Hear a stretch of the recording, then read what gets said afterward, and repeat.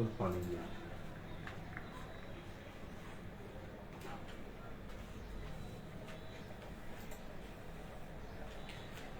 Hello, আসসালামু আলাইকুম। আজকের ইংলিশ লিটারেচারের 4 নং ক্লাসে সবাইকে স্বাগত জানাচ্ছি। আমি সোহেল আহমেদ আপনাদের সাথে আছি। আপনাদের যে লিটারেচারের ক্লাসগুলো আমাদের ধারাবাহিকভাবে চলছিল, আজকে ক্লাস নাম্বার হচ্ছে 4। তো এই 4 নং ক্লাসটি আপনাদের মূলত গত লেকচার আমাদের যে রোমান্টিক এজ ছিল তার পরবর্তী ক্লাস। মূলত আজকে হচ্ছে ভিক্টোরিয়ান এইজ। মূলত আজকে আপনাদেরকে পড়াবো ভিক্টোরিয়ান এইজ। তা আমি ক্লাসটি শুরু করব, আপনারা একটু জয়েন হয়ে নিন, তাহলে আমাদের জন্য একটানা ক্লাসটি নিতে সুবিধা হবে। যে আমাদের সাথে এতক্ষণে জয়েন করেছেন অনেকেই, আরও জয়েন হতে হবে। আমি একটু সময় নিচ্ছি, 1 মিনিট সময় নিব। জি আলহামদুলিল্লাহ, আমি ভালো আছি। এস এম রহমান, জান্নাতুল ফেরদৌস, সানজিদা, মমতা অনেকেই জয়েন করেছেন। জি আলহামদুলিল্লাহ সুস্থ আছি। যদিও একটু ঠান্ডা, তারপরেও সুস্থ থাকতে হয়। সুস্থ না থাকলেও অভিনয় করতে হয় লাইভ। শেফালি আক্তার জয়েন করেছেন, মোহাম্মদ কারিম হুসাইন, ওয়ালাইকুম আসসালাম। অনেকে জয়েন করেছেন। আমি ক্লাসটি এখনই শুরু করব, খুব দ্রুতই জয়েন হয়ে নেন।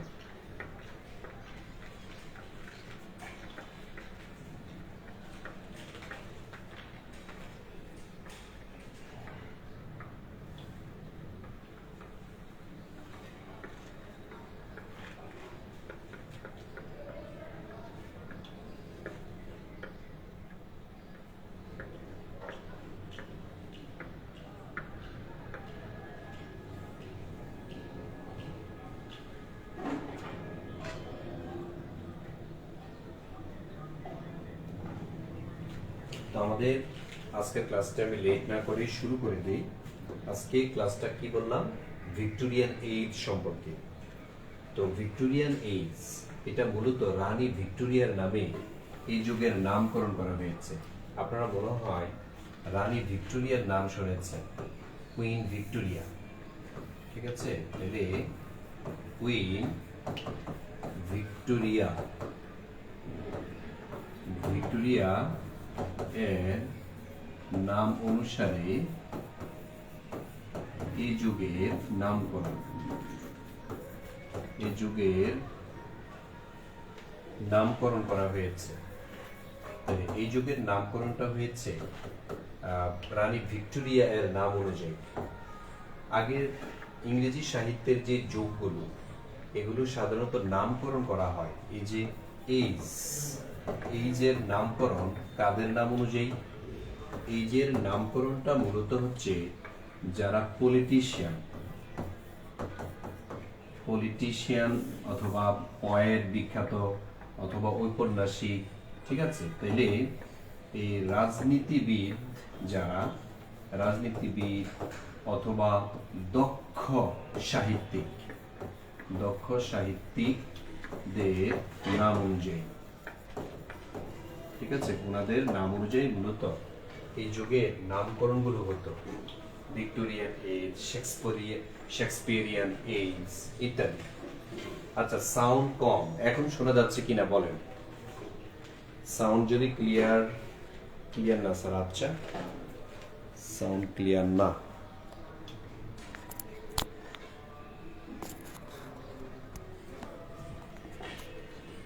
দেখেন তো এখন ক্লিয়ার কিনা। Sound clear? সাউন্ড ক্লিয়ার না স্যার। আচ্ছা, অসুবিধা নেই, প্রথম দিকে একটু সমস্যা হতে পারে, আমি চেষ্টা করছি ঠিক করার জন্য। দেখেন এখন ক্লিয়ার কিনা। সাউন্ড ক্লিয়ার না, সাউন্ড ক্লিয়ার না।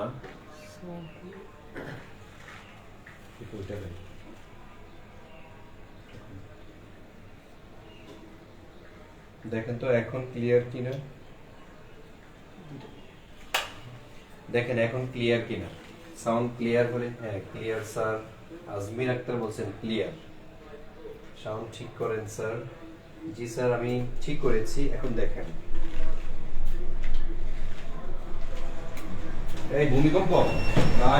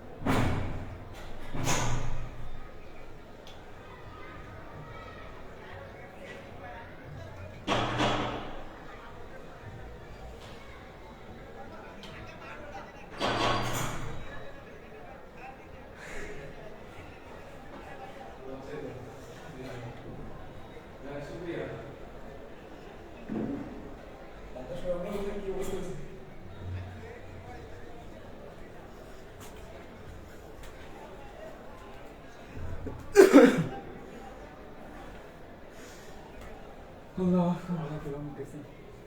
Muhtemelen একটু বেশি সব ঘুরে যায়। আমরা তো কি ঘুরে যাচ্ছি না তো কেউ আসলে কি কেউ ছিল ঘুরে ভাই বা মিলে গেছে জোর হইতেছে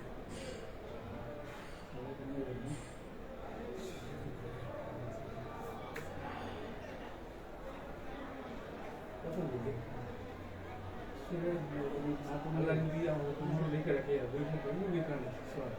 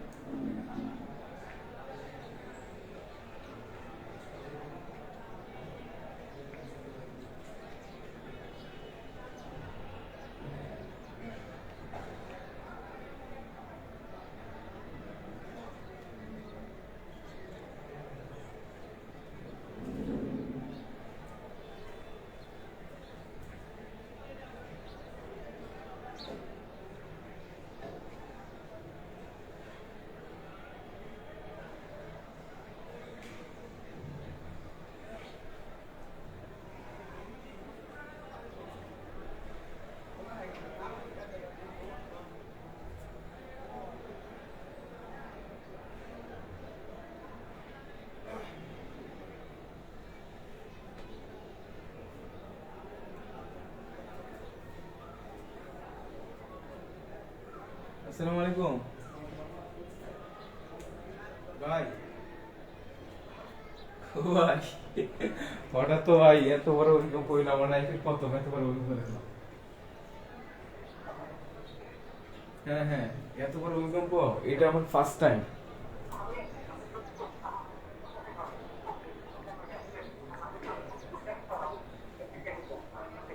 ভাই হোয়াটসঅ্যাপ এখন হোয়াটসঅ্যাপে কথা তো বলি না।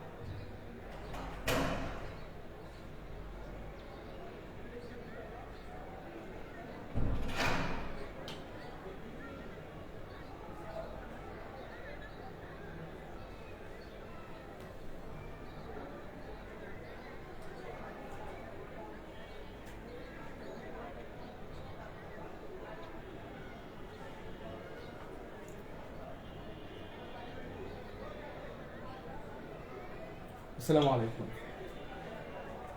লাইভ ক্লাসে সবাইকে অপেক্ষা করার জন্য অনুরোধ করা হচ্ছে। স্যার আসতেছেন, স্যার এসে ক্লাস শুরু করবেন ইনশাল্লাহ।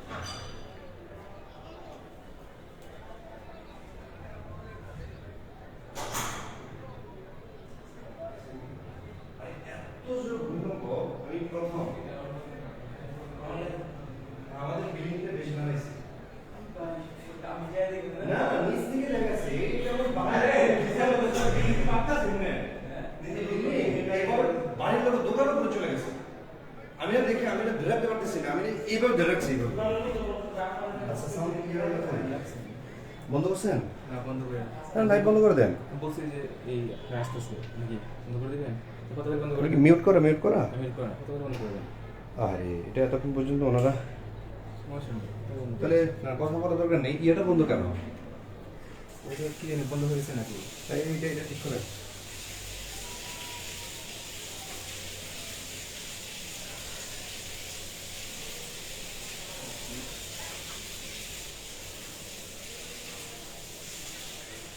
ক্লাস নেব, অসুবিধা নেই। বিদ্যুৎ নেই নাকি? আচ্ছা বিদ্যুৎ আছে? দেখি তো আছে কিনা। এতে কমেন্টসও বন্ধ।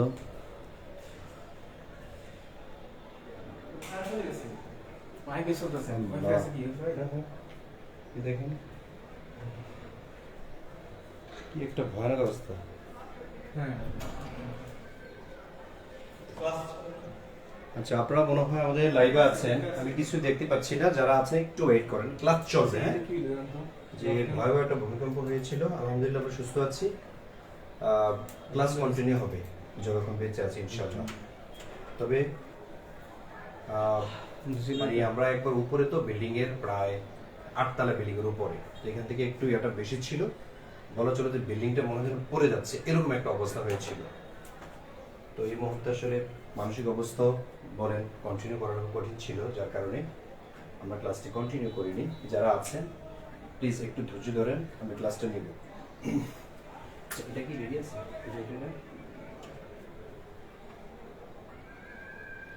এটা লাইন কোনো সমস্যা হয়েছে? এটা মনে হয় সমস্যা হয়ে গেছে, সমস্যা স্ক্রিনটা হয়েছে। সমস্যা হয়ে গেছে, নিচ্ছি। সমস্যা এই যে যে এটা সামনে চলে আসে দেখেন না, এটা হ্যাঁ ওটা সমস্যা হয়েছে। হ্যাঁ সামনে চলে আসছে। আচ্ছা, আমি কমেন্টস মনে হয় অনলাইন থেকে দেখি, ইয়া থেকে, মোবাইল থেকে দেখি কিনা।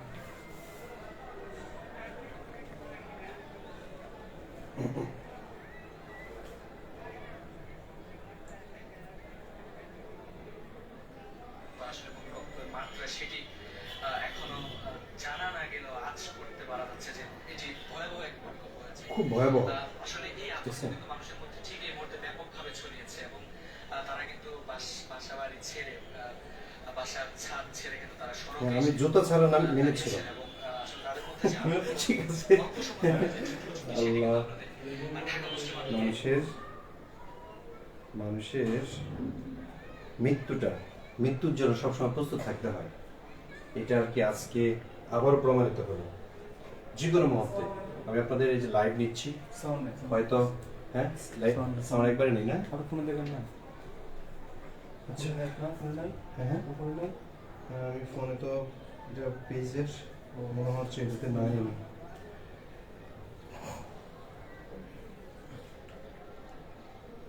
আমাদের এই ভূমিকম্পর কম্পনের সঙ্গে ইয়া পেয়েছেন, ভূমিকম্প পেয়েছেন এবং আচ্ছা, এখানে কমেন্টসটা দেখা যায় না? ফোনে দেখে যাবেন, ফোনে দেখে। এটা একটু দেন তো, ভূমিকম্প ওনারা কি মনে হয়।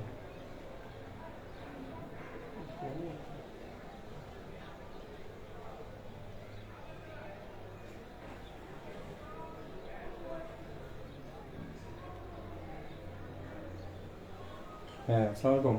হ্যাঁ, এটা আমি তো ক্লাসে। হ্যাঁ, ক্লাস চলতেছিল, শুরু করছিলাম, তখনই শুরু হইলো আর কি ভূমিকম্প। আমি সুস্থ আছি। আর কি বলে, আমি 8 তলায় একবার মনে ফেলে দিচ্ছিল, খুব ভয়াবহ অবস্থা। 8 তলায় ছিলাম আমি।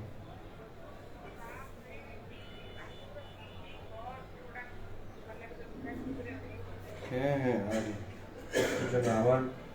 আমাদের এটা মিনিমাম 10 হাত দূরে চলে গেছে বিল্ডিং, এরকম উপর থেকে।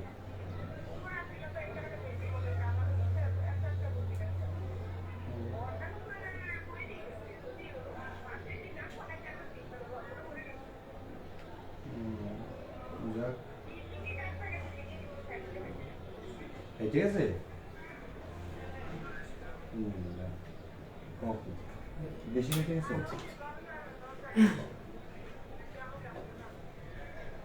ও না, মেইন বিল্ডিং করা দিয়েছে কিনা। ও হুম। আচ্ছা, সাউন্ড ক্লিয়ার কিনা আমি কেমন বুঝবো? ওকে আছে।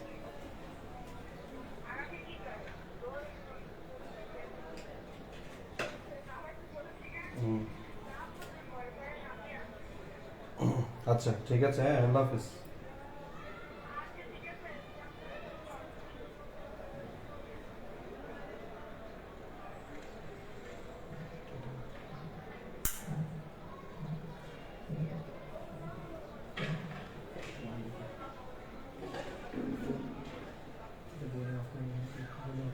কোনটা কোনটা? হ্যাঁ, ভলিউমটা অফ করে দেন।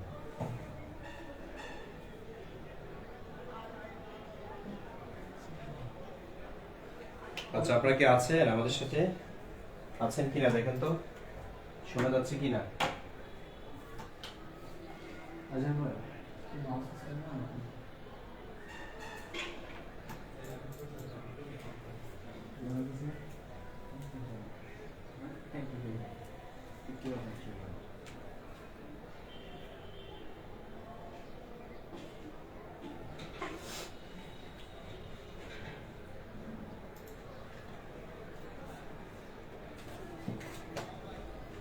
এই যে এখন তো এটা ঠিক হয়ে গেল। ঠিক আছে।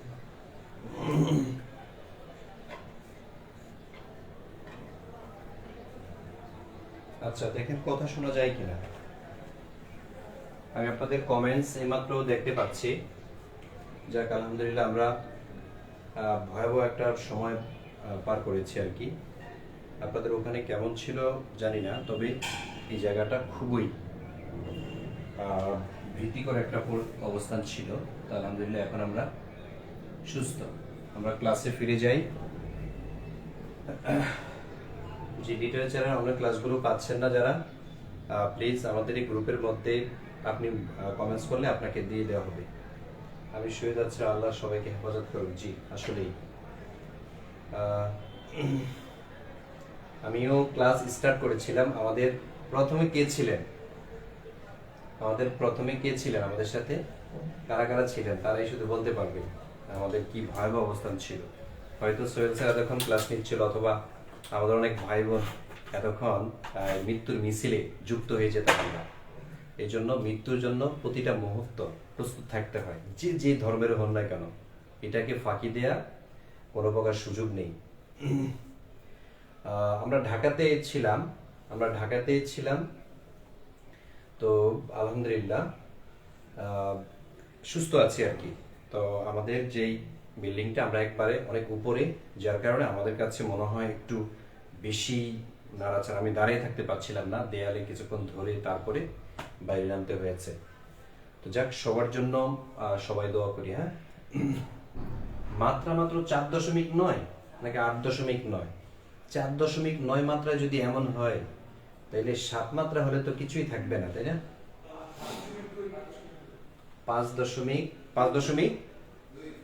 5.2 ছিল না? আচ্ছা, 5.2, হয়তো আর একটু বেশি হলে এরকম। আচ্ছা, একজন বলেন যে স্যার টিউটোরিয়াল থেকে আপনি চলে আসছেন। জি না, আমি চলে আসিনি, আমাকে জানানো হলো আপনার ক্লাসটি হবে না, এই কারণে আমি আর ক্লাসটি ওখানে নিতে পারছি না। ঠিক আছে, আমি প্রস্তুত ছিলাম ক্লাস নেওয়ার জন্য। পরে সাইদুল স্যারকে জানালাম, বললো যে লিটারেচারে তাহলে ক্লাসগুলো নেন। আচ্ছা, তাহলে আমরা শুরু করছি যেখানে ছিলাম। প্রিয় ভাই বোন, দেখেন এই যুগের ইংলিশ পিরিয়ডের যে নামগুলো, নামকরণ, যেমন ভিক্টোরিয়ান, এলিজাবেথিয়ান, এগুলো বিভিন্ন পলিটিশিয়ান বা রাজনীতিবিদ এবং দক্ষ যারা সাহিত্যিক, শেক্সপিয়ার, তারপরে হচ্ছে ধরেন মিল্টন, ওনাদের নাম অনুযায়ী এই যুগের নামগুলো হয়েছে। আচ্ছা, এখন দেখেন ভিক্টোরিয়ান যুগে এই ভিক্টোরিয়াকে আপনারা চিনেন কিনা। মনে রাখবেন, আমাদের উপমহাদেশের প্রথম যে মুক্তিযুদ্ধটা হয়েছিল সেটা হয়েছিল 1857 সালে। 1857 সালে যে বিপ্লবটা হয়েছিল সেটা হলো সিপাহী বিপ্লব। মনে রাখবেন, এই সেই সিপাহী বিপ্লব, এই বিপ্লবে যারা যারা অংশগ্রহণ করেছিল তাদের সবাইকে ধরে ফাঁসিতে ঝুলিয়ে হত্যা করা হয়। ব্রিটিশরা হত্যা করে এই বাঙালিদেরকে। স্পেশালি মুসলিমরাই বেশি বলি হয়েছিল, হিন্দু খ্রিস্টানেরও ছিল। তো এই সিপাহীদেরকে হত্যা করে জগন্নাথ বিশ্ববিদ্যালয়ের ঠিক অপোজিটে একটা পার্ক আছে, ওই পার্কে আইনা সবাইকে ঝুলিয়ে রাখতো। ইভেন এর পরের বছর 1858 সালে রানী ভিক্টোরিয়া আগমন করেন। বাংলায় রানীর আগমন, রানী ভিক্টোরিয়ার আগমন। তো দেখেন, রানী ভিক্টোরিয়ার আগমনটা ঘটে 1858 সালে। তখন যে পার্কে এসে তিনি অবস্থান করলেন এবং সমগ্র ভারতবর্ষকে ব্রিটিশদের সাথে যুক্ত করে দিলেন, তখন থেকে এই পার্কটার নাম হয়ে যায় ভিক্টোরিয়া পার্ক। আপনারা নিশ্চয়ই এই ভিক্টোরিয়া পার্কের নাম শুনে থাকবেন। ভিক্টোরিয়া পার্ক এটা হচ্ছে জগন্নাথ বিশ্ববিদ্যালয়ের ঠিক অপোজিটে সদরঘাটে। ঠিক আছে, এটার অবস্থান কোথায় বলেন? সদরঘাটে ভিক্টোরিয়া পার্ক। যদিও 1957 সালে এই পার্কের নাম হয়ে যায় বাহাদুর শাহ পার্ক। বাংলার সর্বশেষ মুঘল সম্রাট বাহাদুর শাহের নাম অনুযায়ী বাহাদুর শাহ পার্ক হয়ে যায় ভিক্টোরিয়া পার্কের নাম। এখন এই সেই ভিক্টোরিয়ার কথা আমরা বলছি, যিনি সমগ্র ভারতবর্ষকে ব্রিটিশদের সাথে সরাসরি যুক্ত করে দিলেন। তার পূর্বে মুহূর্তে, আচ্ছা সাউন্ড কম মনে হচ্ছে। আচ্ছা দেখেন তো এখন সাউন্ড ঠিক আছে কিনা। হ্যাঁ, সেতু সরকার, সাউন্ড কি ঠিক আছে? আমি না স্পষ্ট বুঝতে পারছি না। আচ্ছা, আর একটু জোরে বলেন। আচ্ছা, আমি জোরে বলছি, নো টেনশন। এখন দেখেন, আচ্ছা এখন আমি যেটা বলছিলাম সেটা হচ্ছে এই সে রানী ভিক্টোরিয়া, যিনি একজন পলিটিশিয়ান ছিলেন, একজন রানী ছিলেন।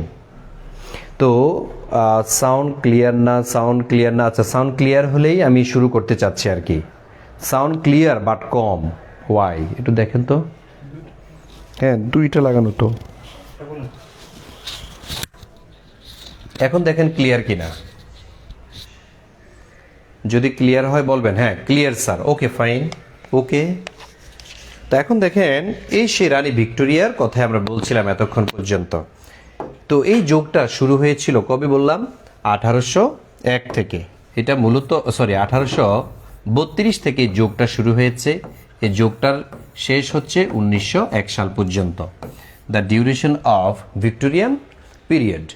এই যুগের কিছু information, info means information, important information on Victorian age. এই যুগের নামকরণ করা হয় রানী ভিক্টোরিয়ার নামে, এটা বললাম। এই যুগকে the age of novel or comparison বলা হয়। এই যুগে বড় বড় নোবেল এবং নোবেলিস্টের জন্ম হয়েছিল, তারা অনেক ফ্রিডম পেয়েছিল, যার কারণে এই যুগকে বলা হয় the age of Nobel.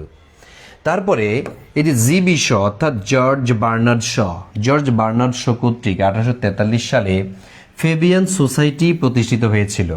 Fabian society কি? এমন একটা সমাজ যারা ধীরে ধীরে সমাজতন্ত্রের দিকে চলে যাবে, পুঁজিবাদের পরিবর্তে সমাজতন্ত্রের দিকে চলে যাবে, এটাকে বলা হয় ফেবিয়ান সোসাইটি। আর এটা এস্টাবলিশড করেছিলেন ইংল্যান্ডে জর্জ বার্নার্ড শ। ঠিক আছে? আচ্ছা, এখন দেখেন এই যে এই তত্ত্বের কারণে, আচ্ছা আরেকটা বিষয় সেটা হলো origin of species, Charles Darwin, এই লেখাটা পুরো আসে নাই, দ্য অরিজিন অব স্পিসিস, আপনার মনে হয় অরিজিন অব স্পিসিস, এই যে অরিজিন অব স্পিসিস, এরকম একটা গ্রন্থ প্রকাশিত হয়েছিল চার্লস ডারউইনের। আপনার নাম শুনেছেন? Charles Darwin. চার্লস ডারউইন, এই চার্লস ডারউইন কর্তৃক এরকম একটা গ্রন্থ প্রকাশিত হয়েছিল। এই গ্রন্থটা বা এই তত্ত্বের কারণে দেখা গেল যে ধর্ম এবং বিজ্ঞানের মাঝে একটা সংঘর্ষ সৃষ্টি হয়েছিল। ধর্ম আর বিজ্ঞান এটার মধ্যে একটা সংঘর্ষ তৈরি হয়েছিল। কেন? কারণটা হচ্ছে চার্লস ডারউইন বলেছেন মানুষের লেজ ছিল, একসময় বানর ছিল, বিভিন্ন ধরনের ওনার চিন্তা চেতনা থেকে উনি বলেছেন, যার কারণে মানুষজন দেখা গেল যে এটা নিয়ে অনেক বিপত্তি তৈরি হয় সারা পৃথিবীতে। এখন পর্যন্ত দেখবেন ডারউইনের মতবাদকে মানে যারা বিশ্বাস করে তাদেরকে কাফের ফতুয়া দিচ্ছেন বিভিন্ন স্কলাররা। ঠিক আছে? তারপরে এই সময়ে ইংল্যান্ডে শিল্প বিপ্লব হয়। এই সময় মূলত 1860 সালে, 1860 সালে কি হয়েছিল? শিল্প বিপ্লব হয়েছিল ইংল্যান্ডে, ইন্ডাস্ট্রিয়াল রেভলিউশন। ইংল্যান্ডে শিল্প বিপ্লবের ফলে আমাদের এশিয়া মহাদেশে একটা শিল্প ধ্বংস হয়ে যায়। আপনাদের কাছে আমার প্রশ্ন, কোন শিল্পটা ধ্বংস হয়ে গিয়েছিল? হ্যাঁ, কোন শিল্পটা ধ্বংস হয়েছিল কে বলতে পারবেন? ইংল্যান্ডের যে আপনার শিল্প বিপ্লব, ঠিক আছে, বা ইন্ডাস্ট্রিয়াল রেভলিউশন, ইংল্যান্ডের ইন্ডাস্ট্রিয়াল রেভলিউশন বা শিল্প বিপ্লব। তাহলে এই যে শিল্প বিপ্লব, এই শিল্প বিপ্লবটা হয়েছিল 1860-এ। এই বিপ্লবের কারণে এশিয়ার কুটির শিল্প ধ্বংস হয়ে যায়। মনে রাখবেন, এশিয়ার কুটির শিল্প ধ্বংস। এশিয়ার কুটির শিল্প কি হয়ে যায়? ধ্বংস হয়ে যায়। ঠিক আছে? ইংল্যান্ডের শিল্প বিপ্লবের ফলে এশিয়ার কুটির শিল্প ধ্বংস হয়ে যায়। আচ্ছা, আমাদের সাদি আপু বলছেন কিভাবে শেয়ার করব। আচ্ছা, শেয়ার করতে হবে না, ঠিক আছে? শেয়ার করতে হবে না আপু। এখানে হচ্ছে পেইড বেসের ক্লাস হচ্ছে, এই ক্লাসটি কন্টিনিউ করেন। আচ্ছা, যেটা বললাম, কুটির শিল্প বলতে আগে হাতে তৈরি করা মানুষের কত চমৎকার চমৎকার বস্ত্র, তারপরে হচ্ছে কাপড়, তারপরে হচ্ছে আপনার পাটি, তারপরে হাতের তৈরি করা কলস। আগে মানুষে মাটির হাঁড়িতে করে খাবার সংরক্ষণ করতেন, ভাত রান্না করতেন, তার পানি সংরক্ষণ করতেন। এখন কি মাটির হাঁড়ি আছে? নেই। এটা হারিয়ে গিয়েছে শুধুই ইন্ডাস্ট্রিয়াল রেভলিউশনের কারণে। তারপরে এই যে লাঙ্গল জোয়াল দিয়ে হচ্ছে খেতে খামারে কৃষকরা কাজ করতেন, দিনের পর দিন চাষবাস করতেন, কি গ্রামের মনোরম দৃশ্য ছিল। মানুষের মধ্যে এত পরিমাণ পাওয়া, এত পরিমাণ চাওয়া ছিল না। কিন্তু বর্তমান ইন্ডাস্ট্রিয়াল রেভলিউশনের কারণে বিভিন্ন যন্ত্রপাতির আবিষ্কার হয়েছে, ট্রাক্টর এসেছে, তারপরে বড় বড় বুলডোজার আবিষ্কার হয়েছে, কাজগুলো সহজ করে দিয়েছে। যে 2 গরু দিয়ে 1 সপ্তাহ কাজ করলে যা হয়, দেখা যায় এক ট্রাক্টরে আপনার চাষবাস করতে আপনার 2 ঘন্টা 3 ঘন্টা তা করে ফেলতে পারে। ঠিক আছে, তাহলে ইন্ডাস্ট্রিয়াল রেভলিউশনের কারণে এরকম অনেক কিছুর পরিবর্তন হয়ে যায় আমাদের এশিয়া মহাদেশের মধ্যে। তো এই হচ্ছে বিষয়। তারপরে এই সময়তে আবার ওই যে স্টিফেন হকিন্স কন্ত্রী রেল আবিষ্কার হয়েছিল, এই যুগে রেলগাড়ির আবিষ্কার হয়েছিল এই ভিক্টোরিয়ান যুগেই, কিন্তু তার আগে রেলগাড়ি ছিল না। আরও কিছু ইনফরমেশান, এই যুগে ছবি আবিষ্কার হয়েছিল, ছবি, এই যে আপনার পিকচার বলেন, এই ছবির আবিষ্কার হয়েছিল।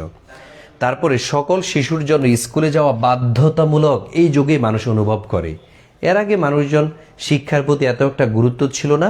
যখন বয়স্ক হতো মানুষজন তখন কি করত? তখনই পড়াশোনা শুরু করত। কিন্তু ভিক্টোরিয়ান এজে এসে সারা পৃথিবীতে সারা পড়ে যায়, না, পড়াশোনাটা শুরু করতে হয় ছোটবেলা থেকেই। তারপরে এই যুগে লেখকদের মাঝে নস্টালজিয়া ছিল। নস্টালজিয়া মিনস হোমসিক মানে হচ্ছে বাড়িতে যাওয়ার একটা আকুলতা, গ্রামের প্রতি একটা মায়া, নিজের ফ্যামিলির প্রতি একটা মায়া এই যুগের মানুষজনের মধ্যেই ছিল। আগে মানুষজন ছিল যাযাবর টাইপের, জন্ম হয়েছে ইংল্যান্ডে, পড়াশোনা করতো ইতালিতে অথবা গ্রিসে, ওখানে থাকতো, ওখানে মারা যেত।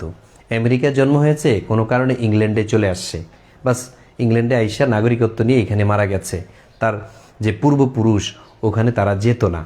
ঠিক আছে, কিন্তু এখন দেখেন আপনি পৃথিবীর যে কোনো জায়গাতে কেউ মারা যায়, তার কবর কিন্তু চলে যায় তার যে পূর্বপুরুষ যেখানে শুয়ে আছে ওখানে চলে যায়। ঠিক আছে, অথবা ধরেন আপনি পড়াশোনার জন্য ঢাকা বিশ্ববিদ্যালয়ে আসছেন, অথবা অন্যান্য কলেজে আসছেন, অথবা আপনার গ্রাম ছেড়ে অন্য বিভাগে চলে গেছেন পড়াশোনার জন্য, কিন্তু দেখেন গ্রামের প্রতি একটা মায়া, কি একটা টান কাজ করে। This is nostalgia. ঠিক আছে, এটাকে বলা হয় নস্টালজিয়া। ঠিক আছে, তো আমার খুব টান। ঠিক আছে, আমি ঢাকাতে প্রায় 12-13 বছর, তারপরও আমি যখন বাড়ির টান উঠে খেপ, আমি একটু বাড়িতে যাব, বাস আমাকে আর কোনো কিছু দিয়ে আটকিয়ে রাখা যায় না, বাড়িতে আমি যাবই। This is nostalgia. তো এই যুগেই মূলত হচ্ছে পৃথিবীতে বেশি মানুষজনের মধ্যে মমত্ববোধ, নস্টালজিয়া বা হোমসিক এটা জাগ্রত হয়। এই যুগে মধ্যবিত্ত শ্রেণীর লোকেরা উন্নতি লাভ করে। তো একসময় তো টাকা পয়সা কাদের ছিল? যারা রাজা রানী তাদের টাকা পয়সা ছিল, যারা হচ্ছে মিডল ফ্যামিলির তাদের টাকা পয়সা ছিল না। তো এখন দেখেন এই যুগে মধ্যবিত্ত শ্রেণীর লোকেরা খুবই উন্নতি লাভ করেছিল, অর্থাৎ টাকার একটা ডিস্ট্রিবিউশন হয়েছিল। আর এটা হয়েছিল আফটার ফ্রেঞ্চ রেভলিউশন। ওই যে 1789 সালে ফ্রেঞ্চ রেভলিউশন হয়েছিল, এটার প্রভাবটা পড়ে আইসা এই ভিক্টোরিয়ান যুগে। তারপরে এই যুগের লেখকগণ ছিল বাস্তববাদী। লেখকগণ বাস্তববাদী ছিল এবং বস্তুবাদীও ছিল। বস্তুবাদী ছিল। আচ্ছা, এই যুগে 3 জন লেখকের নাম আমরা একটু শিখে নিব। রবার্ট ব্রাউনিং, তারপর হচ্ছে আর্নল্ড, আলফ্রেড টেনিসন। এরা হচ্ছে বিখ্যাত আর কি, এরা বিখ্যাত বলে আমি একটু আলাদা করে দিয়েছি। তাইলে ভিক্টোরিয়ান যুগের 3 জন বিখ্যাত রাইটার, যারা একজন হচ্ছে রবার্ট ব্রাউনিং, খুবই শক্তিশালী একজন লেখক রবার্ট ব্রাউনিং। আরেকজন নাম হচ্ছে ম্যাথিউ আর্নল্ড। আপনারা এই ম্যাথিউ আর্নল্ডকে চিনেন হয়তো, উনি হচ্ছেন দুঃখবাদী কবি হিসেবে পরিচিত। বাংলা সাহিত্যের ইংরেজি সাহিত্যের দুঃখবাদী কবি এই ম্যাথিউ আর্নল্ড। ঠিক আছে, তারপর Lord Alfred Tennyson, lyric poet, এত চমৎকার কবিতা লিখতেন, পরবর্তীতে গান হয়ে যেত এগুলো। যেমন আমাদের নজরুল লিখছেন কবিতা, এখন আমরা গজল হিসেবে গাই। ওমন রমজানেরও রোজার শেষে এলো খুশির ঈদ, এটা কি উনি গান লিখছেন? না, উনি কবিতা লিখছেন। তারপরে ওই যে চল চল চল, এটা তো উনি কবিতা লিখছেন ছন্দ আকারে, তাই না? কিন্তু এটাকে এখন আমরা গান বানিয়ে ফেলেছি। মসজিদেরই পাশে আমার কবর দিও ভাই, এটা তো কবিতা, এটা গান বানিয়ে ফেলেছি। মানে টেনিসন ছিল ইংরেজি সাহিত্যের এমন একজন ব্যক্তি যিনি সাহিত্য রচনা করেছেন, তার সাহিত্যগুলো পরবর্তীতে এগুলো গান হিসাবে মানুষজন ব্যবহার করত। তো এই হচ্ছে বিষয়। এখন আসেন আমরা একটু দেখে নেই এই যুগের famous poet and novelist. Poet মানে হচ্ছে কবি, নোভেলিস্ট মানে হচ্ছে ঔপন্যাসিক। তা আমরা সংক্ষেপে একটু দেখি। সংক্ষেপে একটা ছন্দ, একটা টেকনিক ইউজ করা হয়েছে। এই টেকনিকটা দিয়ে দেখেন তিনজনের নাম আপনি মনে রাখতে পারেন। Tab, Tennyson, A for Arnold, B for Browning. তাহলে দেখেন TAB, টিতে টেনিসন, এতে আর্নল্ড, বিতে ব্রাউনিং, অর্থাৎ এই যুগের। কোন যুগের? ভিক্টোরিয়ান যুগের। আর এই যুগের বিখ্যাত এক ঔপন্যাসিক আছে, এত বিখ্যাত ছিল, এত শক্তিশালী ছিল, ঠিক আছে? তো ওনার নাম হচ্ছে চার্লস ডিকেন্স। চার্লস ডিকেন্স ফরাসি বিপ্লবের উপরে একটা বই লিখেছেন। ওই বইটার নাম হলো আ টেল অফ টু সিটিজ। আমি একটু টেল অফ টু সিটিজের কাহিনীটা একটু বলতে হয় আপনাদেরকে। টেল অফ টু সিটিজ এটা মূলত ফরাসি বিপ্লবের উপরে, ফ্রেঞ্চ রেভলিউশন। আপনারা ফরাসি বিপ্লবের নাম শুনেছেন, তাই না? ফরাসি বিপ্লব, তো এটা কবে হয়েছিল? এটা হয়েছিল 1789 সালে। 1789 সালের 14 জুলাইতে, ঠিক আছে? 14 জুলাই 1789 সালে ফ্রেঞ্চ রেভলিউশন হয়েছিল। তো এই ফ্রেঞ্চ রেভলিউশনের উপরে অনেকে অনেক বই লিখেছেন। তার মধ্যে চার্লস ডিকেন্সের বিখ্যাত বই a tale of two cities. A tale of two cities, a tale of two cities নামক একটা বিখ্যাত বই লিখেছেন চার্লস ডিকেন্সের। তো এখানে মূলত এই যে টু সিটিজ দ্বারা আসলে কি বোঝাতে চেয়েছেন? এখানে দুইটা শহরের কথা বলেছে, দুইটা শহরের কথা বলা হয়েছে। এখন কোন দুইটা শহর? একটা শহরের নাম হচ্ছে লন্ডন, আরেকটা শহরের নাম হচ্ছে প্যারিস। এটা বারবার পরীক্ষার মধ্যে আসে যে টু সিটিজ দ্বারা কাকে বুঝিয়েছে। একটা হচ্ছে প্যারিস শহর, আরটা হচ্ছে লন্ডন শহর। আর টেল অফ টু সিটিজ। এই যুগে আরেকটা গ্রন্থ রচিত হয়েছিল, হ্যাঁ, ওইটার নাম হচ্ছে দ্য সোশ্যাল কন্ট্রাক্ট। আপনার মনে হয় এই গ্রন্থের নাম শুনেছেন, দ্য সোশ্যাল কন্ট্রাক্ট নামক আরেকটি বই আছে।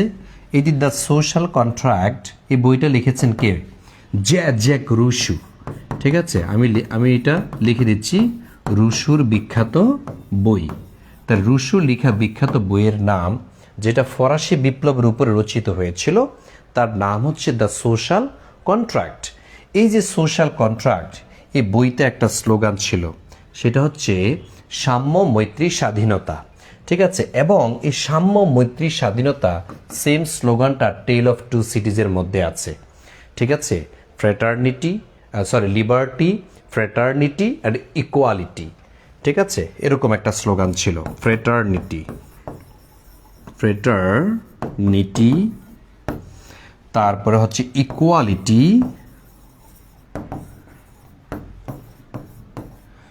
তাইলে ফ্রেটার্নিটি, ইকুয়ালিটি অ্যান্ড লিবার্টি। লিবার্টিও আছে, লিবার্টি, সাম্য, তারপরে হচ্ছে সাম্য, মৈত্রী, স্বাধীনতা। এটা হচ্ছে ফরাসি বিপ্লবের কি স্লোগান, ঠিক আছে? এটা হচ্ছে স্লোগান। ফরাসি বিপ্লবের স্লোগান হচ্ছে সাম্য, মৈত্রী, স্বাধীনতা, সাম্য, মৈত্রী, স্বাধীনতা, liberty, equality, fraternity, liberty, equality, fraternity.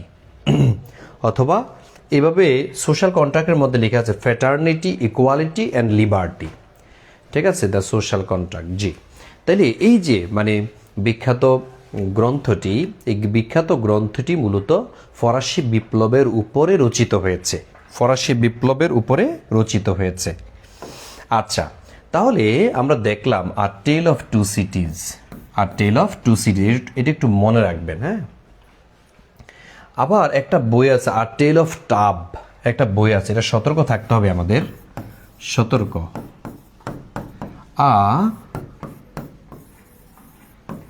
Tell of a tub, TUB, tub, এই একটা গ্রন্থ আছে জোনাথন সুইফটের, ঠিক আছে,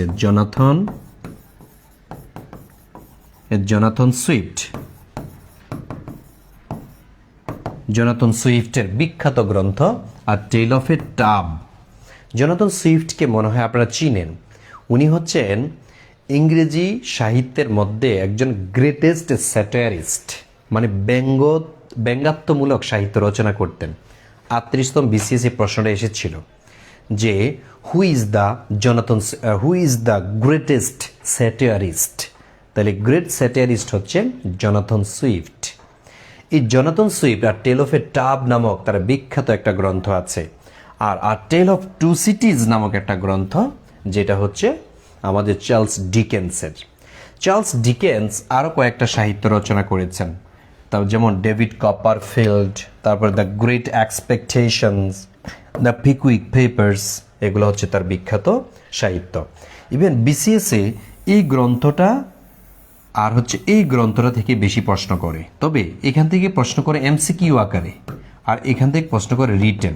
যারা ইংলিশের আছেন তারা একটু প্লিজ এই দুইটা গ্রন্থ ডিটেলস সারা জীবন মনে রাখবেন, এগুলা কিন্তু পরীক্ষাতে আসে। আচ্ছা, মুহররম মাসের 10 তারিখ শুক্রবার পৃথিবী ধ্বংস হবে। জি মুস্তাফিজুর রহমান, জি এটা আমরা মুসলমান হিসেবে আমরা বিশ্বাস করি এটা। আচ্ছা, তাহলে যেটা বলছিলাম সেটা হচ্ছে দ্য গ্রেট এক্সপেকটেশন, এটা হচ্ছে বিসিএস রিটেনের জন্য পড়বেন, আর এমসিকিউটা পড়বেন হচ্ছে যারা ধরো প্রাইমারি দিবেন, অথবা আপনি 10 থেকে 20তম গ্রেডের, অথবা আপনি জানার জন্য যারা ইংলিশের বেসমেন্টটা স্ট্রং করতে চান, তারা হচ্ছে এই সাহিত্যগুলো পড়বেন। এখান থেকে আননোন ওয়ার্ডগুলো বের করে আপনি মিনিংটা বের করে তারপর পড়বেন। আচ্ছা, এবার আসি আমরা আরেকজন বিখ্যাত সাহিত্যিক, যার নাম হচ্ছে ম্যাথিউ আর্নল্ড। ওনাকে বলা হয় মিলানকোলিক ইংলিশ পয়েট, মানে ইংরেজি দুঃখবাদী কবি। ইংরেজি দুঃখবাদী কবি, ঠিক আছে। ইংরেজি সাহিত্যে দুঃখবাদী কবি হিসেবে পরিচিত যিনি, তার নামই হচ্ছে ম্যাথিউ আর্নল্ড।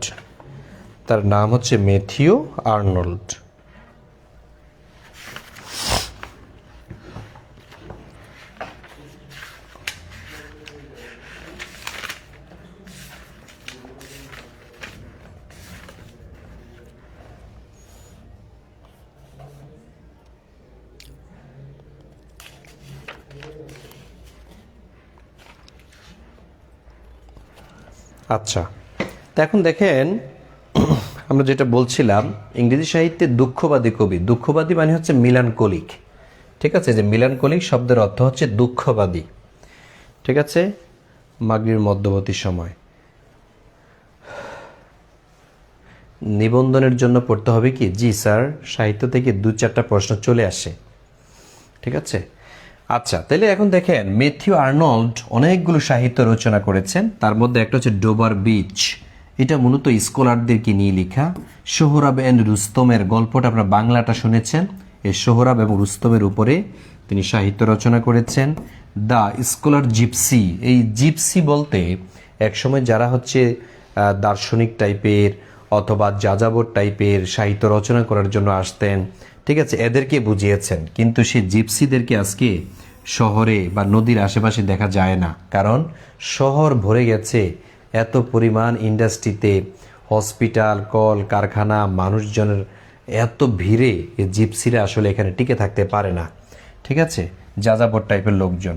তিনি আরেকটা সাহিত্য লিখেছেন, একটা ইলিজি, এটা হচ্ছে মূলত এই রাগবি চ্যাপেল, এটা তার বাবার মৃত্যুতে মূলত এই ইলিজিটা লিখে হয়েছে। তা আপনারা মনে হয় ইলিজি সম্পর্কে পূর্বে ধারণা পেয়েছেন। ইলিজি মানে হচ্ছে শোকগীতি বা শোকের গান, ঠিক আছে, এটাকে বলা হয় শোকগীতি বা দুঃখবাদী গান। আপনারা যেমন কারো মৃত্যুতে, যেমন ইমাম হোসেন রাদিয়াল্লাহু তাআলা আনহু এর মৃত্যুতে অনেকে চমৎকার গজল বানিয়েছে। মুহররমের 10 তারিখে কি ঘটাইলেন রাব্বানা, কলিজা ফাটিয়া যায় গো, কহিতে তার ঘটনা। এই যে এগুলো হচ্ছে শোকগীতি টাইপের, ঠিক আছে। তারপরে ধরেন হিন্দু ধর্মের মধ্যে এরকম শোকগীতি আছে, বৌদ্ধ ধর্মের মধ্যেও এরকম শোকগীতি আছে। তো ইংরেজি সাহিত্যের শোকগীতি রাগবি চ্যাপেল, এটা মূলত ম্যাথিউ আর্নল্ডের। ঠিক আছে, এটা গানের একটা বই বলা চলে। আর এই বইটা মূলত তার বাবাকে উৎসর্গ করেছে, কারণ তার বাবা মারা গিয়েছিল। তার দুঃখ থেকে মূলত তিনি এই গ্রন্থটা লিখেছেন। আচ্ছা, এবার দেখেন আমরা পরের আরেকজন সাহিত্য দেখি, ভিক্টোরিয়ান এজের লর্ড টেনিসন। এই যে বস, উনি হচ্ছেন বস বলা চলে এই যুগের। টেনিসন হচ্ছে বস। যেমন ওনাকে বলা হয় representative of Victorian age. Victorian যুগের যে প্রতিনিধি, ভিক্টোরিয়ান যুগের প্রতিনিধি বলা হয় এই ব্যক্তিটাকে।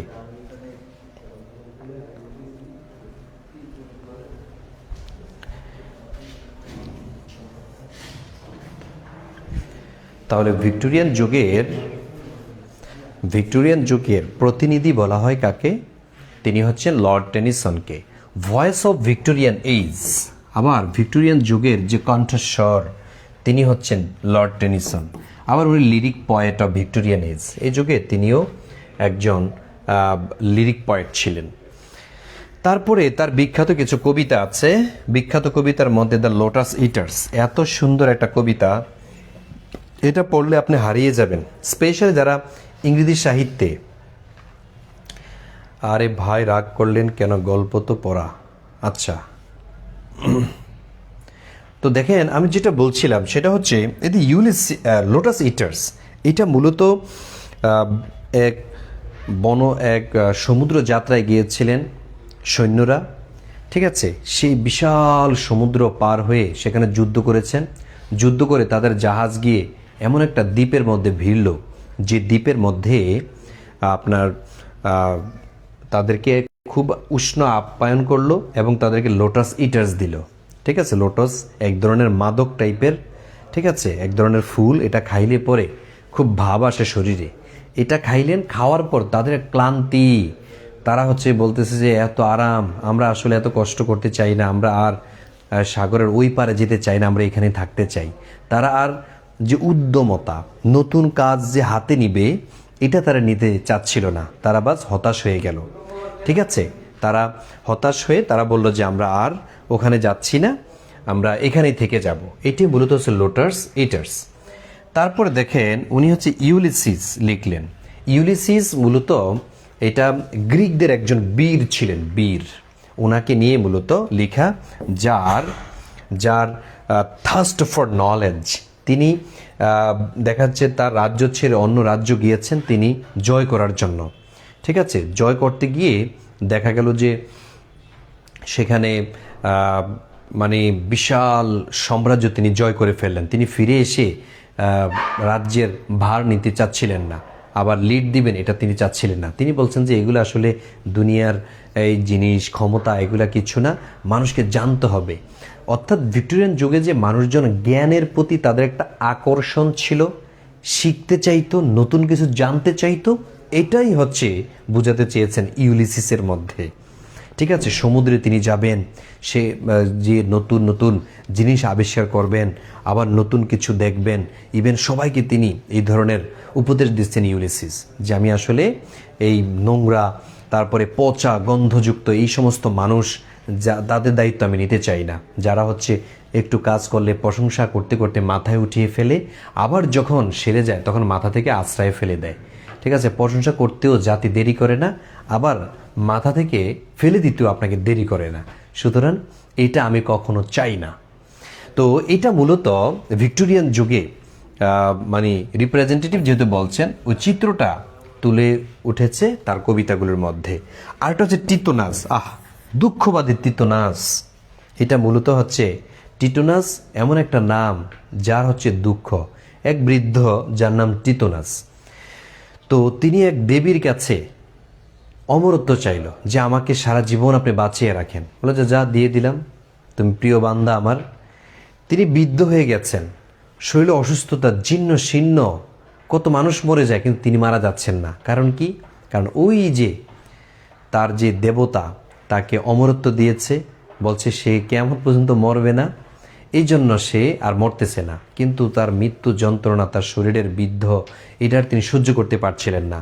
তখন তিনি আবার তার দেবতার কাছে চাইলেন যে হে দেবতা, তুমি আমাকে যে অমরত্ব দিয়েছো এটা প্লিজ কেড়ে নাও, আমাকে মৃত্যুটা অন্তত দাও, কারণ আমি আর সহ্য করতে পারছি না। এই দুঃখবাদী একটা ক্যারেক্টার, এটা হচ্ছে তিতোনাস। এটা মূলত একটা কাল্পনিক লর্ড টেনিসনের। তো টেনিসন এই জগতের লিরিক পয়েট হিসেবে পরিচিত, তিনি আবার পয়েট লরেটও ছিল। উষা দেবী অরোরার কাছে তিনি আবারও চাইছিলেন যে আমাকে প্লিজ ক্ষমা করে দেন, আমি আসলে যা চেয়েছিলাম, আমি অমরত্ব চেয়েছি ঠিক আছে, কিন্তু যৌবন তো চাই না। যৌবনও তো একটা অমরত্ব, যদি যৌবন সহ অমরত্ব হতো তাহলে রাজি হতো। অমরত্ব মানি যিনি সারা জীবন আর মরবেন না, অমর থাকবেন, অমর। আচ্ছা, এবার আসেন কার্ল মার্কসকে আমরা দেখি এই যুগের একজন সাহিত্যিক এবং বিজ্ঞানী হিসাবে আমরা তাকে দেখি। কার্ল মার্কস, এই Karl Marx is called the father of socialism. মনে রাখবেন, এই যে সোশ্যালিজম, এই সোশ্যালিজম মানে সমাজতন্ত্র। সোশ্যালিজম শব্দের অর্থ হচ্ছে সমাজতন্ত্র। অ্যান্ড মডার্ন সায়েন্টিস্ট কমিউনিজম, এই যে কমিউনিজম, ঠিক আছে, কমিউনিজম আর সোশ্যালিজম, তাইলে ওনাকে বলা হয় আধুনিক যুগের এই সমাজতন্ত্রের জনক বলা হয়। আধুনিক যুগের সমাজতন্ত্রের জনক বলা হয় এই কার্ল মার্কসকে। কার্ল মার্কসের জন্মটা কোন দেশে, কে বলতে পারবেন? কার্ল মার্কসের জন্ম, ওনার জন্ম কিন্তু ইংল্যান্ডে না, ওনার জন্মটা হচ্ছে জার্মানিতে। ঠিক আছে, কার্ল মার্কসের জন্ম জার্মানিতে। তার ধর্ম কি, এটা পরীক্ষাতে আসে। তার ধর্ম হচ্ছে ইহুদি। ইহুদিদের মধ্যে অনেক বড় বড় বিজ্ঞানী এসেছে, যেমন নম Chomsky, who is the father of linguistic. উনি এখনও জীবিত আছেন, ওনাকে বলা হয় ফাদার অব লিঙ্গুইস্টিকের ফাদার এর নম চমস্কিকে বলা হয়। উনি আমেরিকার, উনিও একজন ইহুদি। বড় বড় যত সাহিত্যিক, আপনি বলেন আইনস্টাইন কোন ধর্মের ছিল? উনিও ইহুদি ছিলেন। কার্ল মার্কস, উনি কিন্তু ইহুদি ছিলেন। তো এই জার্মানিতে জন্মগ্রহণ করলেন কার্ল মার্কস। যদি পরীক্ষায় প্রশ্ন আসে তার মৃত্যু হয়েছিল কোথায়, তাহলে তার মৃত্যু হয়েছিল লন্ডনে। জাস্ট এই তিনটে ইনফরমেশন মানে তার জীবনী থেকে আসে পরীক্ষার মধ্যে। তো এই কার্ল মার্কস তিনি একটা গ্রন্থ লিখেছিলেন মূলত সমাজতন্ত্রের উপরে, এটার নাম হচ্ছে ড্যাস ক্যাপিটাল। এই ড্যাস ক্যাপিটাল বইটা সারা পৃথিবীব্যাপী জনপ্রিয়তা অর্জন করে এবং ড্যাস ক্যাপিটালের উপরে আমল করে একটা দেশ সমাজতন্ত্র প্রতিষ্ঠাই করে ফেলল। আপনাদের কাছে আমার প্রশ্ন, কোন দেশ পৃথিবীর প্রথম সমাজতান্ত্রিক দেশ? বলেন, পৃথিবীর কোন দেশ প্রথম সমাজতন্ত্র প্রতিষ্ঠা করেছেন? দেখি, পৃথিবীর প্রথম সমাজতান্ত্রিক দেশ, দেখি আমি অপশন দিচ্ছি। আমি অপশন দিব কারণ আপনারা যারা জানেন তারা কিন্তু রাশিয়া লিখে ফেলতেছেন, তাই না? যাক, আমি রাশিয়াটা প্রথমে লিখব, তারপর আমি লিখব হচ্ছে ফ্রান্স। ঠিক আছে, বলেন এখানে আসলে কোনটা সঠিক হবে? পৃথিবীর প্রথম সমাজতান্ত্রিক দেশ কোনটি? পৃথিবীর প্রথম সমাজতান্ত্রিক দেশ কোনটি? Soviet union. আচ্ছা, সোভিয়েত আর রাশিয়া একই জিনিস। রাশিয়া বা সোভিয়েত, এটা আগের নাম ছিল সোভিয়েত ইউনিয়ন।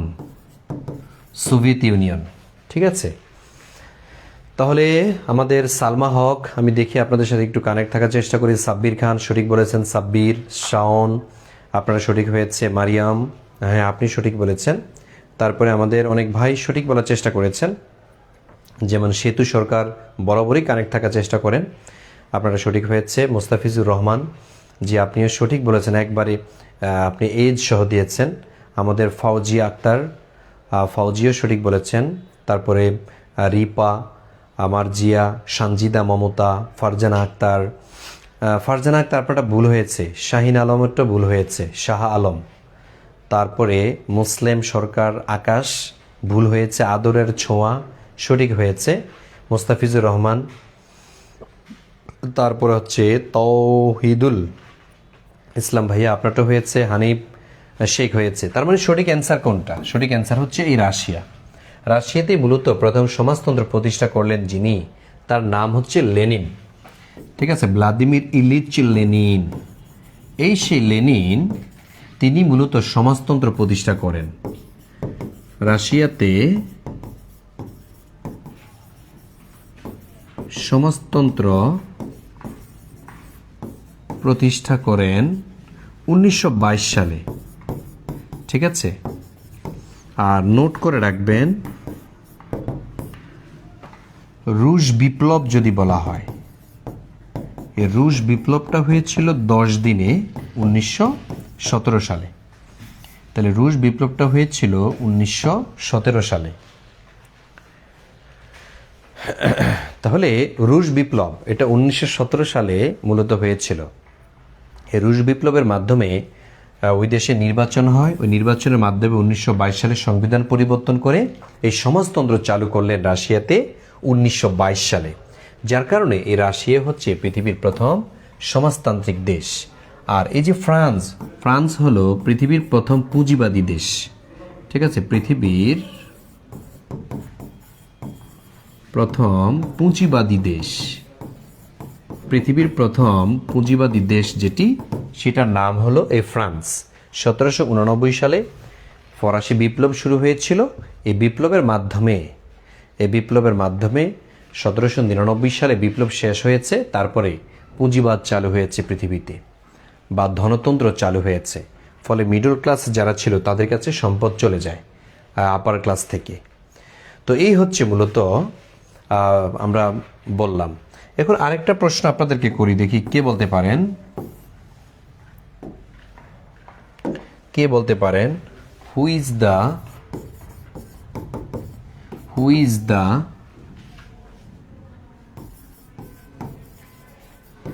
modern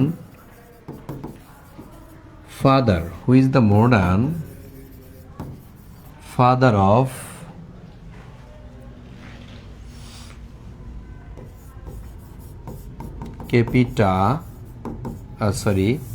socialism?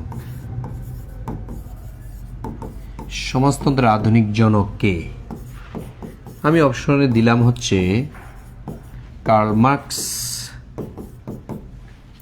আমি অপশনে দিলাম লেনিন, তারপরে আমি অপশনে দিলাম নেপোলিয়ান। দেখি অ্যান্সার করেন তো সঠিক কোনটা হবে।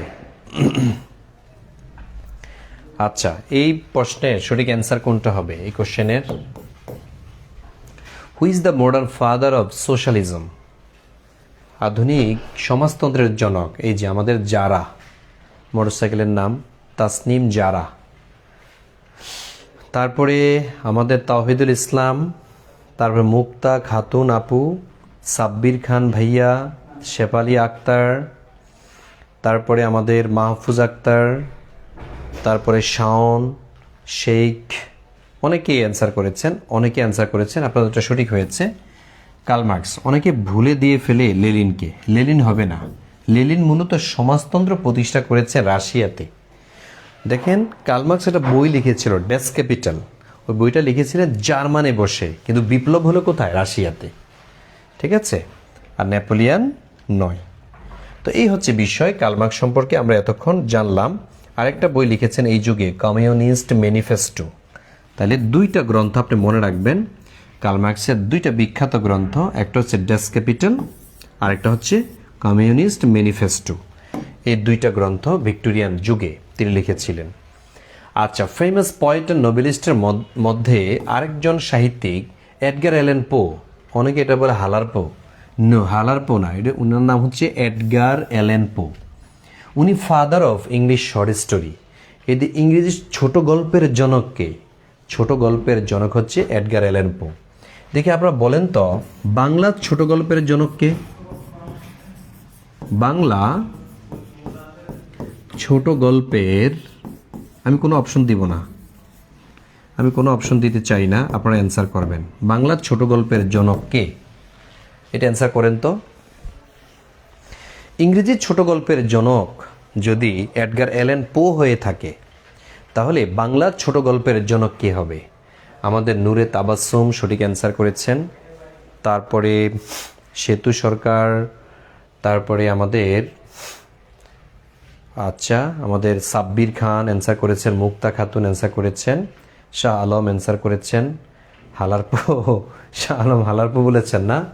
হ্যাঁ, তারপরে শাহাবনুর খাতুন, জান্নাতুল ফেরদাউস, শেফালি আক্তার, বাহ অনেকেই দেখছি আপনারা সাধারণ জ্ঞানও ভালো পারেন। আদরের ছোঁয়া, তারপরে সরওয়ার, মুসলিম সরকার আকাশ, সামজিদা মমতাজ, বাহ অনেকে সঠিক অ্যান্সার দিচ্ছেন। তারপরে আমাদের তাওহিদ, তারপরে মরজিনা, মরিয়াম, মেঘলা আকাশ, ইদ্রিস আলী। ইদ্রিস আলী অনেক পরে আপনি লিখতেছেন কেন? আপনার অ্যান্সার সবার আগে আমি দেখতে চাই। তারপরে হচ্ছে মোহাম্মদ করিম হুসাইন, তারপরে রিপা আক্তার, তারপরে Rozina Akter, Rozy, Mustafizur Rahman, Sabrina Sarwar, thank you so much. তার মানে বাংলার ছোট গল্পের জনক যিনি, তিনি হচ্ছেন রবি ঠাকুর, তাই না? রবি লিখতে হচ্ছে রস্বইকার, আর রবীন্দ্রনাথ লিখতে দীর্ঘইকার। তাহলে রবি ঠাকুর ইংরেজি ছোট গল্পের জনক। ছোট প্রাণ, ছোট ব্যথা, ছোট ছোট দুঃখ কথা, নিতান্তই সহজ সরল, সহস্র যেতেছে ভাসি। ঠিক আছে, এরকম একটা ছন্দ আকারে মানে তিনি একটা সংজ্ঞা দিয়েছেন। তাহলে এডগার অ্যালান পো ওনাকেই মূলত ইংরেজির ছোট গল্পের জনক বলা হয়। আবার ওনাকে বলা হয় father of English modern detective story. যে ডিটেকটিভ যে স্টোরিগুলো, এটারও জনক এডগার অ্যালান পো। তার বিখ্যাত একটা গ্রন্থ আছে দ্য টু হেলেন। এই যে টু হেলেন, এইটার উপরে বেস করে, এই কবিতাটা উপরে বেস করে জীবনানন্দ দাশের বিখ্যাত কবিতা বনলতা সেন, বনলতা সেন রচিত। তাহলে জীবনানন্দ দাশ এই যে বনলতা সেন রচনা করেছেন কোন কবিতাকে অবলম্বন করে? এটা হচ্ছে এডগার অ্যালান পোয়ের টু হেলেন নামক কবিতাটাকে অবলম্বন করে। ঠিক আছে, তাহলে জীবনানন্দ দাশের বনলতা সেন আপনারা পড়েছেন না? আবার আসিব ফিরে ধান সিঁড়িটির তীরে, ওইটাই তো। তো ওই যে কবিতাটা, ওই কবিতাটা মূলত এডগার অ্যালান পো এর টু হেলেন কবিতার অবলম্বন করে রচিত হয়েছে। এটা পরীক্ষাতে আসে, বারবার আসে। বনলতা সেন কাকে অবলম্বন করে রচিত? টু হেলেনকে অবলম্বন করে রচিত। তার আরেকটা বিখ্যাত গ্রন্থ আছে দ্য লাইট হাউসও তার বিখ্যাত একটি কবিতা। আরেকটা হচ্ছে দ্য টেল টল হার্ট। ঠিক আছে, এটা একটা তার কবিতা। তবে এটা একটা উদাহরণ নিতে পারি এলিটারেশন মানে কি? যদি পরপর একই ধরনের কনসোনেন্ট সাউন্ড আসে, দেখেন টি টি টি, তাই না? The tell tale heart. তাইলে যখন বারবার মানে প্রথমে যদি কনসোনেন্ট সাউন্ড বারবার আসে কোনো পরপর ওয়ার্ডের, সেটাকে কি বলা হয়? এলিটারেশন বলা হয়। আমি আপনাদের 5 নং ক্লাসের মধ্যে এই যে ফিগার অফ স্পিচগুলো, তারপরে কোনটা মানে লিটারারি বিভিন্ন টার্মগুলো নিয়ে আমি আলোচনা করবো ইনশাল্লাহ 5 নং ক্লাসে। সেই ক্লাসটি আপনারা করবেন। তো এগুলো হচ্ছে তার বিখ্যাত গ্রন্থ। আচ্ছা, তাহলে আমরা দেখলাম এতক্ষণ পর্যন্ত যেই সাহিত্যিক যারা ভিক্টোরিয়ান এইজের। এবার দেখবো আমরা কিছু উক্তি, বিখ্যাত সাহিত্যিক এই যুগের যারা বিখ্যাত উক্তি করেছেন। এগুলো আমরা বিভিন্ন সময় স্ট্যাটাস দেই, পরীক্ষাতে আসে। যেমন charity begins at home and justice begins next door, Charles ডিকেন্সের বিখ্যাত উক্তি। চ্যারিটি বা দান দক্ষিণা এগুলো শুরু হয় নিজের ঘর থেকে দেয়া, আর জাস্টিস যেটা বিচার আচার শুরু করি আমরা অন্যের ঘরে গিয়ে। ঠিক আছে, এই কারণে মানুষ বলে নিজের ঘরে বিচার নাই, আরেক ঘরে গিয়ে বিচার করতে আসে। ঠিক আছে, অথচ যখন কোনো বাজেট আসে তখন নিজের ফ্যামিলির মধ্যে সব কিছু ছড়িয়ে দিয়ে দেয়, কিন্তু যখন নিজের ফ্যামিলিকে অন্যায় করে তখন তার বিচারটা ওইভাবে করে না। এটা হচ্ছে আমাদের একটা কালচার। তাহলে charity begins at home and justice begins next door, Charles ডিকেন্সের। তারপরে তিনি আরেকটা বিখ্যাত উক্তি করেছেন, সেটা industry is the soul of business and the keystone of prosperity. পরিশ্রমই হচ্ছে সফলতার সোল এবং কিস্টোন। সোল মানে কি? আত্মা, আর কিস্টোন মানে চাবিকাঠি। পরিশ্রমই হচ্ছে সফলতার আত্মা এবং চাবিকাঠি। তাহলে এটার অর্থ কি হবে? পরিশ্রমই হলো সফলতার, এটা প্রয়োজনে বাংলা লিখে নেন, পরিশ্রমই সফলতার আত্মা ও চাবিকাঠি। ঠিক আছে, তাহলে পরিশ্রমী আত্মার সফলতা ও চাবিকাঠি। Industry is the soul of business and the keystone of prosperity. Prosperity মানে সফলতার। ঠিক আছে, এটা মুখস্থ করে নিয়েন, চার্লস ডিকেন্সের বিখ্যাত এই উক্তিটি। তারপরে তিনি কি বলেছেন? Liberty, equality, fraternity or death, the last must the easiest to Bairstow.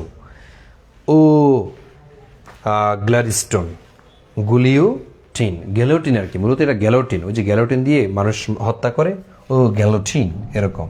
এটা চার্লস ডিকেন্সের বিখ্যাত উক্তি, যেটাকে পরবর্তীতে রুশো ফরাসি বিপ্লবের স্লোগান হিসেবে নিয়েছিল। লিবার্টি, ইকুয়ালিটি, ফ্র্যাটার্নিটি, স্বাধীনতা, সাম্য এবং ভ্রাতৃত্ব। স্বাধীনতা, সাম্য ও ভ্রাতৃত্ব, এটা মূলত আ টেল অফ টু সিটিজ গ্রন্থের উক্তি। লিঙ্ক আকারে দিলে ভালো হয় না? আচ্ছা ঠিক আছে, লিঙ্ক আকারে দিব ভাই। ঠিক আছে, লিঙ্ক আকারে পাবেন। এবার আসেন আরেকটা বিখ্যাত উক্তি আমাদের চার্লস ডিকেন্সের। উনি বলেছেন, love her, love her, love her, if she favours you love her, if she wants you love her. বলছে তাকেই ভালোবাসো, তারেই ভালোবাসো যে তোমার প্রিয়, আর তাকেই ভালোবাসো যে তোমারে আঘাত করে। তার মানে যে তোমাকে ভালোবাসে তাকে তুমি ভালোবাসো, যে তোমাকে আঘাত করে তাকেও তুমি ভালোবাসো। কাদা ছোড়াছুড়ি কইরো না, ভালোবাসতে বলেছে। ঠিক আছে, কাদা ছোড়াছুড়ি করলে এই কাদা একসময় দুর্গন্ধ বের হয়, উভয় পক্ষই ক্ষতিগ্রস্ত হয়। এক পক্ষ যখন কাদা ছোড়াছুড়ি করে অন্য পক্ষকে হজম করতে হয়। ঠিক আছে, বলছে লাভ her, love her, love her, if she favours you, যদি সে তোমারে পছন্দ করে বা সে যদি তোমার কাছে পছন্দের ব্যক্তি হয় তাহলে তুমি তাকে ভালোবাসো। ইভেন সে যদি তোমাকে আঘাত করে বা আহত করে তাও তারে ভালোবাসো, কিন্তু তাকে তুমি আহত করতে যেও না। আমার এ ঘর ভাঙ্গিয়াছে যে, বা আমাদের এরকম একটা কবিতা আছে না, আমি বাদি তার ঘর। আচ্ছা, এবার দেখেন আরেকটা কোটেশন দেখেন, ignorance is not innocent but sin. অজ্ঞতা নিষ্পাপতা নয়, মূলত এটা একটা পাপ। অনেকে বলে যে সে তো আসলে মূর্খ, থাক ছাইরা দেন। ছাইরা দেন কেন? ঠিক আছে, মূর্খতা এটা আসলে কোনো নিষ্পাপ এর চিহ্ন বহন করে না, বরঞ্চ এটা একটা পাপ। আপনি যদি পড়াশোনা না করেন গুনাহ হবে, যতই ইবাদত বন্দি করেন না কেন কোনো কিছু কাজ হবে না। ঠিক আছে, ধর্মীয় শিক্ষা এবং কি আপনার বাঁচার জন্য যে শিক্ষা, এটা কিন্তু আপনাকে শিখতেই হবে। Ignorance is not innocent but এটা সিন, সিন মানে পাপ, পাপ গুনাহ। তো এটা কে বলেছে? এটা বলেছে রবার্ট ব্রাউনিং। ঠিক আছে, রবার্ট ব্রাউনিং। হ্যাঁ, প্রতিদান কবিতা, নূরে তাবাসসুম, আপনাকে ধন্যবাদ। টু সিটিজ, এটা তো বলতে চাইলেন। হ্যাঁ, আর টেল অফ টু সিটিজ, এটা হচ্ছে চার্লস ডিকেন্সের বিখ্যাত কবিতা, যে কবিতার মধ্যে ছিল লিবার্টি, ইকুয়ালিটি অ্যান্ড ফ্র্যাটার্নিটি, ওই লাইনটি। ঠিক আছে, উক্তিটি। এবার আসেন, Italy is my university. Robert Browning যেহেতু ওখানে পড়াশোনা করেছেন, ওই দেশটা তার ভালো লাগতো, তাই উনি বলতেন ইটালি ইজ মাই ইউনিভার্সিটি। সমগ্র ইতালিটা মনে হয় যেন একটা বিশ্ববিদ্যালয়। তারপরে আমাদের লর্ড টেনিসন, আলফ্রেড লর্ড টেনিসনের বিখ্যাত উক্তি, বিসিএস আসছে এটা, এই লাইনটা বিসিএস এর পর্যন্ত আসছে, বিসিএস এর জন্য। যেমন কি বলেছেন, I can not rest from travel, I will drink life to the lees. এই যে I can not rest from travel, আমি ভ্রমণ থেকে রেস্ট নিব না, বিশ্রাম নিতে চাই না, আমি বিশ্রাম নিতে পারি না। I will drink life to the lees, আমি জীবনের শেষ পর্যন্ত দেখতে চাই। আমি জার্নি করতে করতে পৃথিবীর একবার শেষ পর্যন্ত আমি দেখতে চাই আসলে কি আছে, আমি স্টপ হওয়ার মতো নয়। এটা বলেছেন আমাদের লর্ড টেনিসন, লর্ড টেনিসনের বিখ্যাত উক্তি। তিনি আবার বলেছেন, নলেজ কামস বাট উইজডম লিঙ্গার্স, মানে জ্ঞান অর্জন করা যায়, বাট উইজডম যেটা, অভিজ্ঞতা যেটা, এক্সপিরিয়েন্স যেটা, বুদ্ধিমত্তা যেটা, এটা কিন্তু লিঙ্গার্স, এটা আস্তে আস্তে আসে, সহবতের মাধ্যমে আসে। ঠিক আছে, বই তো থাকলেই জ্ঞান অর্জন করা যায়, কিন্তু ধরেন আপনি মোবাইল কীভাবে ঠিক করতে হয় একটা বই কিনলেন, তো এখন এই বই কিনে আপনি সব শিখে ফেললেন, তার মানে কি আপনি মোবাইল ঠিক করতে পারবেন? একজন মেকারের কাছে চাইতে হবে যিনি পূর্ব থেকেই মোবাইলের এই কাজ করে, ঠিক করে, তার কাছ থেকে অভিজ্ঞতা নিতে হবে, তারপরে আপনার পড়া কাজে লাগবে। ঠিক আছে, এমনি হয় না, উইজডমটা এমনি আসে না। এই জন্য বলেছে নলেজ কামস বাট উইজডম লিঙ্গার্স। আহা, পুরান ঢাকায় 5 জন মারা গিয়েছে। আমাদের সাব্বির খান আমাদেরকে এই মুহূর্তে একটা নিউজ দিয়েছেন, ইন্না লিল্লাহি ওয়া ইন্না ইলাইহি রাজিউন। আল্লাহ আমাদেরকে সুস্থ রেখেছে, নতুন জীবন দিয়েছে, সেজন্য আল্লাহর কাছে আমরা শুকরিয়া জ্ঞাপন করি। আজকে সবাই যারা মুসলমান আছেন তারা 2 রাকাত নফল নামাজ পড়বেন অতিরিক্ত। ঠিক আছে, যেহেতু আল্লাহ আমাদেরকে বাঁচিয়ে দিয়েছেন। তারপর দেখেন, look towards before you leave, ভাবিয়া করিও কাজ, করিয়া ভাবিও না। এই যে এই কথাটা আপনারা বলেন কিন্তু Bangla, look towards before you leave, look towards before you leave. এটা হচ্ছে চার্লোটি ব্রন্টি, একজন ফিমেল রাইটার। তিনি বলেছিলেন look towards before you leave, ভাবিয়া করিও কাজ, করিয়া ভাবিও না। তো এই ছিল আরেকটা বিখ্যাত উক্তি, man make their own history, মানুষ তার নিজস্ব ইতিহাস তৈরি করে বা ভাগ্য পরিবর্তন করে। কার্ল মার্কসের উক্তি। Religion is the opium of the people, ধর্ম হচ্ছে মানুষের কাছে একটা নেশার মতো, নেশা। ঠিক আছে, কারণ আমি যাকে বিশ্বাস করি, আমি যে ধর্ম করি, এটা আমার কাছে সেরা। এই যে ধর্মের প্রতি মানুষের একটা অপিয়ামের মতো, একটা নেশার মতো টান কাজ করে। আবার একজন বিখ্যাত ব্যক্তি টকশোতে আমি শুনেছিলাম, বলেছে ধর্মটাকে মানুষ এমনভাবে ভালোবাসে যেমন তার সন্তানকে ভালোবাসে। ঠিক আছে, তার চেয়েও বেশি অনেকে ভালোবাসে। সন্তানের একটু আঁচড় লাগলে বাবার কলিজায় যেমন আঁচড় লেগে যায়, ধর্মটাও সেম। আমার ধর্ম নিয়ে কেউ যদি কিছু বলে মাথায় রক্ত উঠে যায়। সেটা হতে পারে ইসলাম, সেটা হতে পারে হিন্দু, সেটা হতে পারে খ্রিস্টান, যার যার ধর্ম। ঠিক আছে, এই জন্য কার্ল মার্কস বলেছেন যে religion is the opium of the people. Class নিলে ভালো হতো। ভূমিকম্প থেকে প্রশ্ন হবে এবার।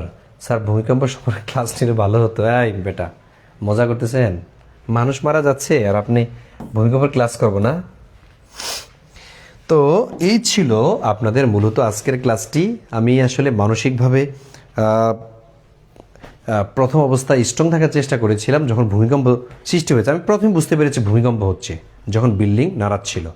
তা আমাদের তো 8 তলা, মনে হয় যেন বিল্ডিংটা ওখানে পড়ে গেছে। মিনিমাম আপনার 5 থেকে 10 হাত দূরে চলে গেছে আমাদের এই উপরটা। এটা একবার সত্যি, আমি এখান থেকে দেখতে পাচ্ছিলাম। ঠিক আছে, তো আল্লাহ বাঁচিয়েছে। হয়তো তুরস্কের মতো এরকম একটা বিপর্যয় হয়ে যেতে পারতো, স্পেনের মতো একটা বিপর্যয় হয়ে যেতে পারতো। আল্লাহ আমাদেরকে বাঁচিয়েছেন। প্রতিটা মুহূর্তই আমাদেরকে প্রস্তুত থাকতে হয় মৃত্যুর জন্য। এখান থেকে নিস্তার পাওয়ার কোনো উপায় আমাদের নেই। ঠিক আছে, আর সদা সত্য কথা বলা, তারপরে হচ্ছে অন্য মানুষকে শ্রদ্ধা করা, কষ্ট না দেয়া, এগুলা কিন্তু মানে প্র্যাকটিস করবেন জীবনে। এগুলো মুখে বলাটা যত সহজ, প্র্যাকটিস করাটা, অ্যাপ্লাই করাটা খুব কঠিন জিনিস। এগুলো অ্যাপ্লাই করবেন জীবনে, তাহলে অনেক বড় হওয়া যায়। একবারে অনেক কারি টাকা লাগবে, অনেক কোটি কোটি টাকা লাগবে, তারপরে দালান লাগবে, আপনার এতটা সন্তান লাগবে। যখন এই লাগবে তখন আপনার জীবনটা একটা অস্থিরতার মধ্যে কাজ করবে। জীবনকে ছেড়ে দিতে হয় জীবনের গতিতে। আল্লাহ আপনার নসিবে যা রেখেছে সেটা হবেই, এটা হবেই। ঠিক আছে, আপনি চেষ্টা করেও সে ভাগ্য আপনি মানে সেটা আপনি ঠেকাইতে পারবেন না।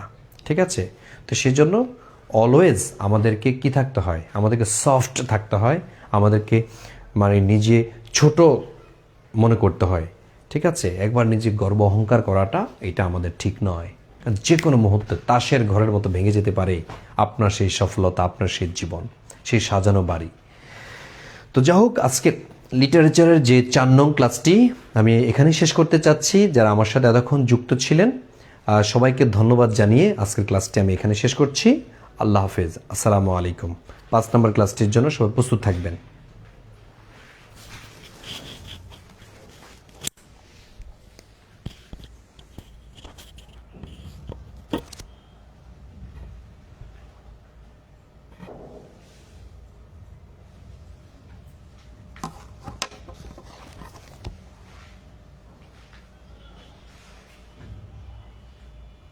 Class